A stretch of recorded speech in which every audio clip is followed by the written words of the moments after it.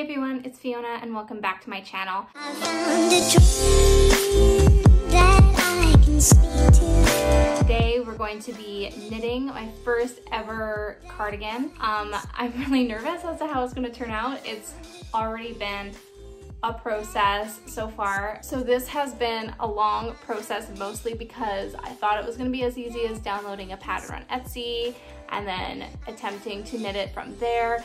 But basically what happened was I finished it, I got it all sewed together, I was so excited, and then I tried it on and it just did not look how I wanted it to.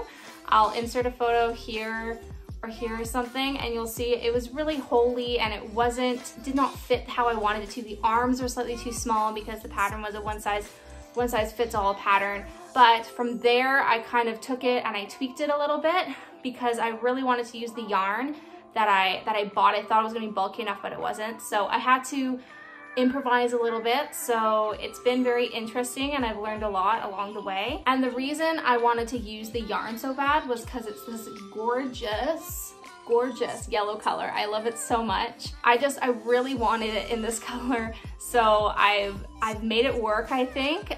It's still not constructed together, so it could still look absolutely horrible, but I hope that's not the case. So the yarn that I bought, you can get it at any Michaels. It's the Loops and Threads Eco Cozy yarn. And it's just this lovely, like soft material, and it just comes in all these amazing colors. I also got all of the skeins for $5.99 each on sale. So the entire cardigan equal to about $36 Canadian. I will link down below some good resources for basic knit stitches that have helped me a lot. So I think that's all from me, this intro, and let's get into me attempting to knit an entire cardigan. Alright, so we're going to start off with the supplies that I purchased for this project. I purchased 6 skeins of Loops and Threads Eco Cozy yarn, 8mm needles, 10mm needles, and a yarn needle. I also just want to preface by saying that this is not a pattern tutorial. I have used a pattern from Etsy originally. I changed it a lot, but I still think it's not right to put the row amounts and the stitch amounts in this video, so I just show the knitting gauge and the measurements of my pieces, just to clarify that.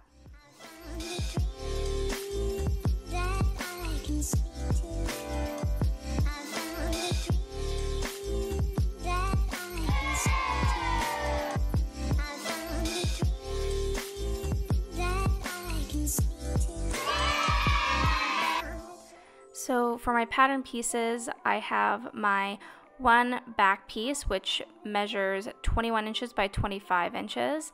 I have 2 front pieces that measure 13.5 inches by 19.5 inches.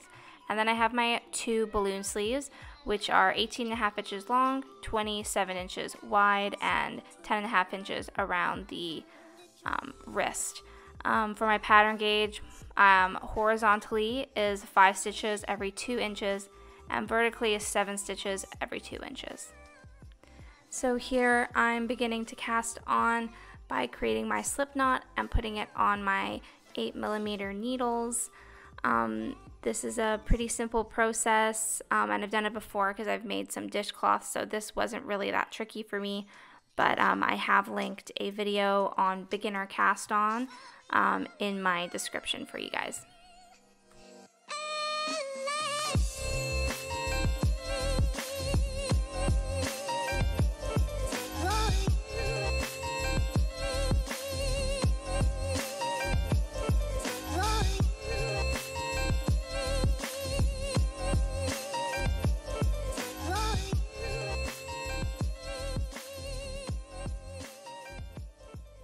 So here I had finished my cast on row, and my plan is to make that part look like that. It's for my ribbing at the bottom of my cardigan.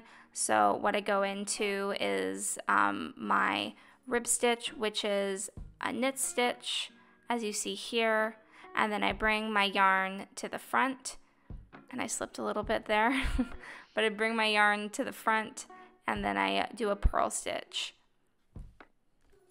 Also, in doing this cardigan, this is my first time attempting rib stitch, and it was a little bit tricky to pick up on at the beginning, but I got used to it after a while.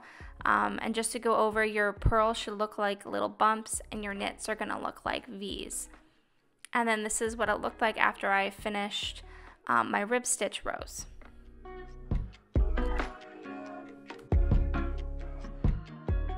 So this is when I started my increases.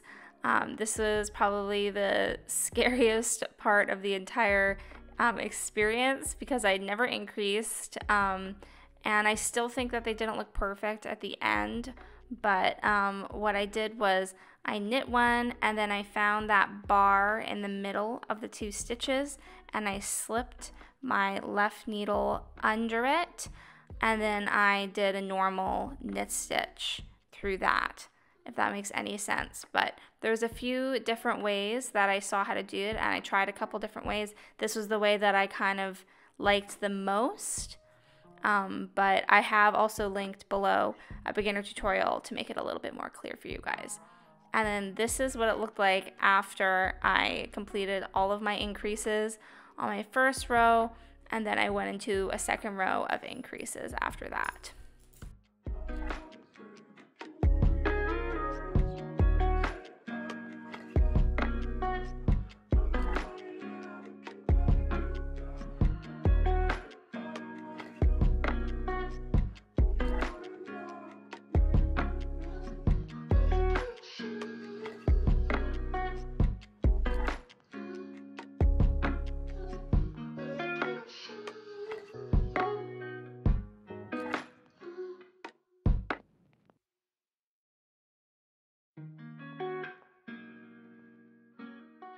So all these increases are going to create our balloon sleeve effect, and this is it when it was finished.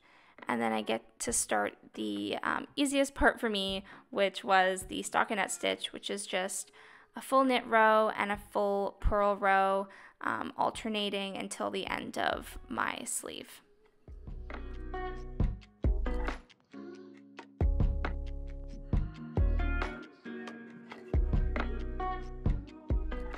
As for the rest of the process, the front panels have the same rib stitching at the bottom, and so does the back panel. So it's the exact same process, just different measurements as you saw in the beginning, and then doing your stockinette stitch. So the most complicated is the sleeve with the increases, but if you can get that, the rest of it is just slightly time consuming, but pretty straightforward.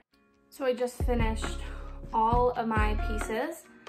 So I have my two front kind of rectangle pieces. I have my two balloon sleeve pieces, and then I have my one large back part. So I'm going to use my yarn that I have left. I'm hoping I'm gonna have enough for my button plackets, but we shall see. Maybe I'll have to improvise on that. So guys, unfortunately, I had to unravel both of my arm pieces. You'll probably see in the clip, I didn't really go through it, but it was huge. It was the full length of both of my my front panel and back panel laid out. It was gonna make my cardigan look more like a kind of shawl looking thing, and that's not what I wanted, so I have to redo them. I'm in the midst of redoing my first arm, and then I'm gonna go into the second. Hopefully I saved some yarn because I was worried about running out anyways. This could be a blessing in disguise, so fingers crossed. So I decided to put together my back panel and my two front panels, even though my arm pieces had to be redone. So what you do for this is you thread your yarn needle, and then you pull it through one of the V's, and then you pull it through the corresponding V on the other side when you've lined them up. And you kind of just go along this pattern the entire time, and it looks really seamless in the end. It's pretty simple. I did want to show with the old arms how you want to line it up. You want to find the middle stitch of your arm piece and line it up with the shoulder seam. And here's me working on redoing the arms. So it took me a while, but it was fine because it turned out a lot better in the end than the original arm piece. So I'm finally at the stage where I can sew up my side seams. Last night I sewed on my arms. It's looking kind of crazy right now.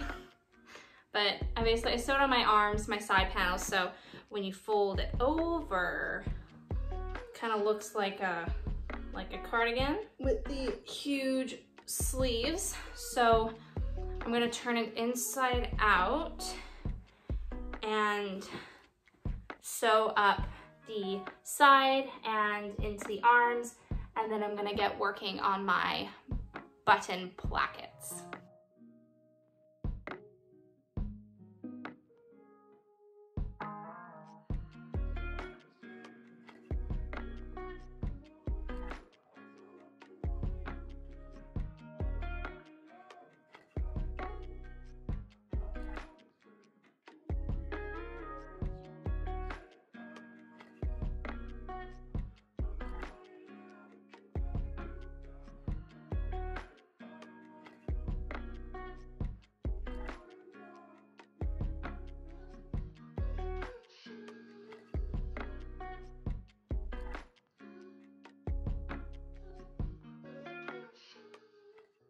So here's me casting on my button placket. So I went around doing this. This is, again, the first time me attempting this. And then after, I used like a rib stitch to complete the neckline.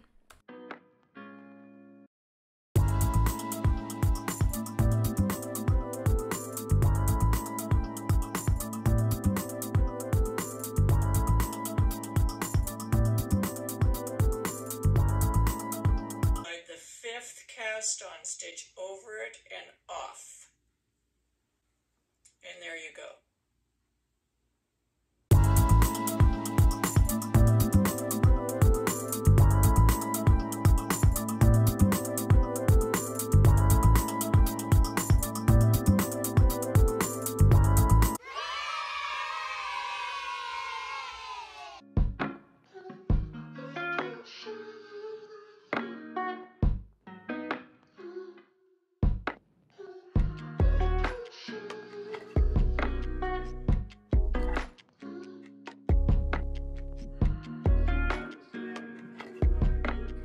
So guys, here's the final cardigan. I'm really happy with how it turned out.